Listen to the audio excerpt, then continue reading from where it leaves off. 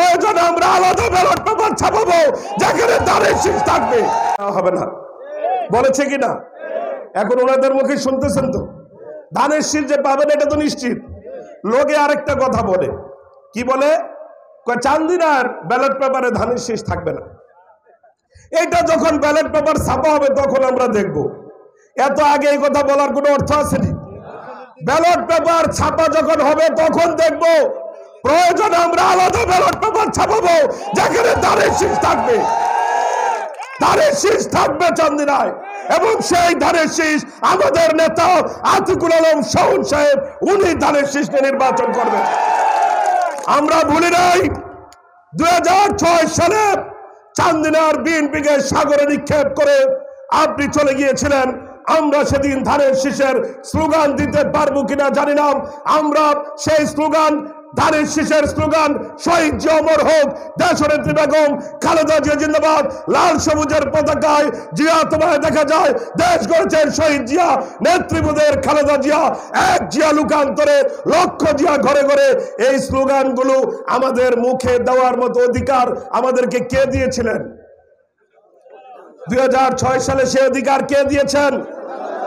আজকে যদি সেই খুরশেদ আলম সাহেব জয়লাভ করার পরে ষড়যন্ত্র করেছেন না, আজকে যদি খুরশেদ আলমের সন্তান আমাদের ধারে ধারে আসে, ভোট ভিক্ষা চায়, আমাদের নৈতিক দায়িত্ব হলো চান্দিনার বিএনপিকে টিকিয়ে রাখতে হলে খুরশেদ আলম সাহেবের ছেলে আতিকুল আলম শাওন সাহেবকে আমরা ভোট দিয়ে জয়যুক্ত করবো ইনশাআল্লাহ।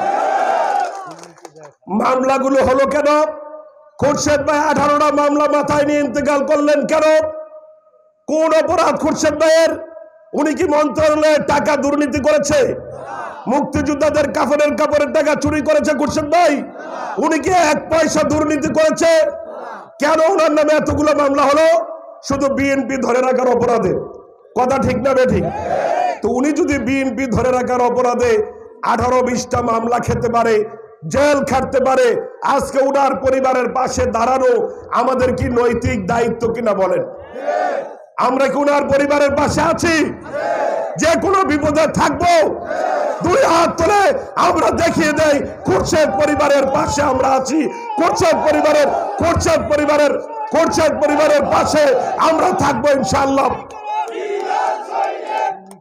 রক্ত দিতে হয় রক্ত দেব, জীবন দিতে হয় জীবন দেব।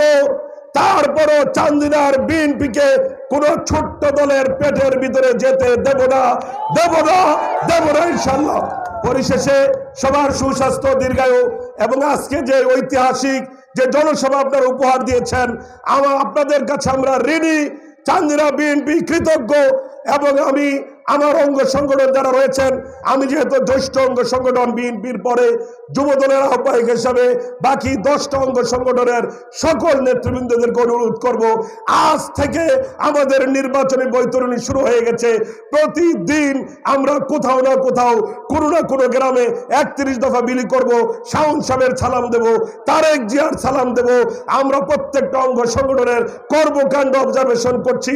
সকল অঙ্গ সংগঠনকে বলবো, আপনারা আজ থেকে দলের পক্ষে, নেতার পক্ষে আপনারা কাজ করুন।